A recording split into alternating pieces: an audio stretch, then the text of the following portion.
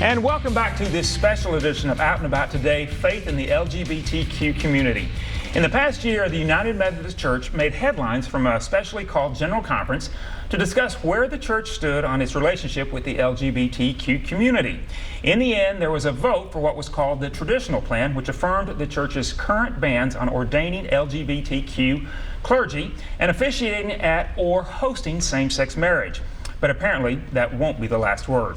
Joining us now, Reverend Sam McGlothlin, Associate Pastor, Belle Meade United Methodist Church, and Stephen Adair, Communications and Worship Leader from Glendale United Methodist Church. Thank you both for being here. Of course. Thanks for having us, Jeff. So much to talk about, so I'm going to just jump right into it. And Sam, I know it's when some people hear, General Conference, the Methodist Church, I know something went on, the gay community was not happy, that sort of thing, but kind of in a nutshell, what did happen at that specially called General Conference this past year?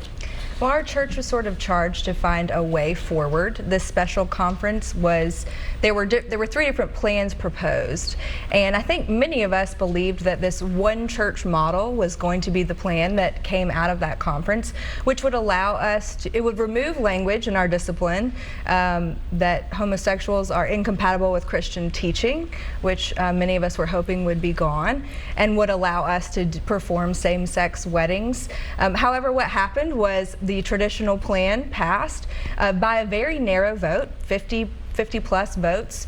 And so the reaction to that across the country has been, a lot of people are upset. I'm upset about that personally. I am an affirming pastor, and I believe in the full inclusion of the LGBTQ community in our churches.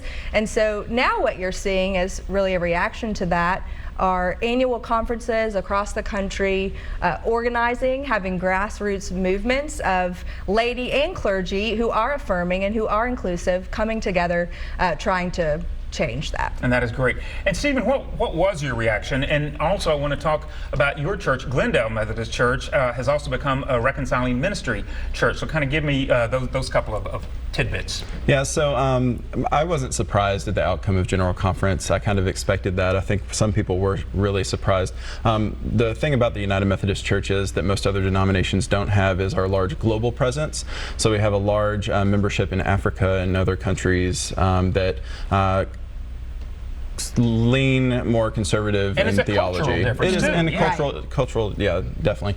Back home here at Glendale, our church, not 2 years ago, we were pretty small, and we have grown. And actually, a lot of that growth has been because we've made changes to push the inclusion message that all are welcome, no matter what, no matter who you are, where you've come from, and no matter who you love. And that really has been our launching point. We just voted a couple weeks ago to be official reconciling congregation.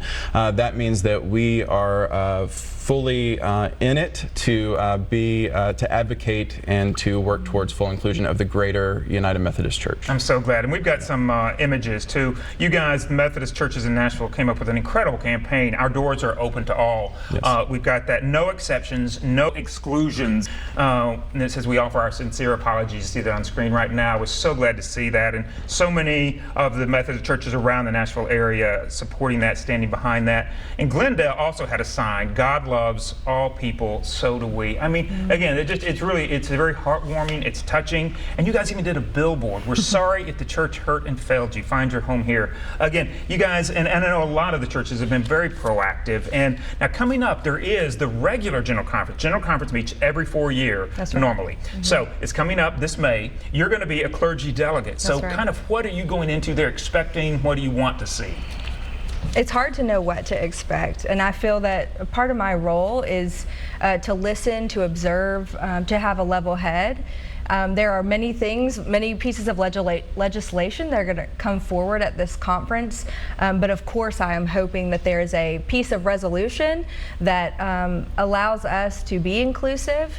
And there are people that are talking about the Methodist Church potentially could split. Most important to me is that we have a theology, we have a church that we can choose in which a theology is not harming anyone anymore. That would be terrific. And then when we're talking about Reconciling Ministry too, just for the person watching that's not really familiar with what Reconciling Ministry is, tell us a little bit about that, Stephen, because you said that Glendale just did that a few weeks ago. Yeah, so the Reconciling Ministries Network is a network of churches and individuals that are United Methodist that are fighting and pushing and doing all that they can to get our global United Methodist Church to be way more inclusive than it currently is. And it's made up of churches, Sunday school classes, small groups, and whole congregations. And it's a movement all across the country, which is amazing. Yes. So another thing that's really, I think, very cool about the Methodist churches in Nashville, a lot of churches across the country are losing members. The Methodist churches across Nashville have been gaining members, even in this tumultuous time. Kind of what do you attribute that to? You know, I think the ones that are outright saying we welcome all people and we include all people in every area of our church life are receiving people that are, you know, frankly getting tired of literalism and theology that pushes people out the doors. And so I think the churches that are really tending to people on the margins, people that we have put on the margins, are churches where everyone is going to feel able to be welcomed and a part of the church.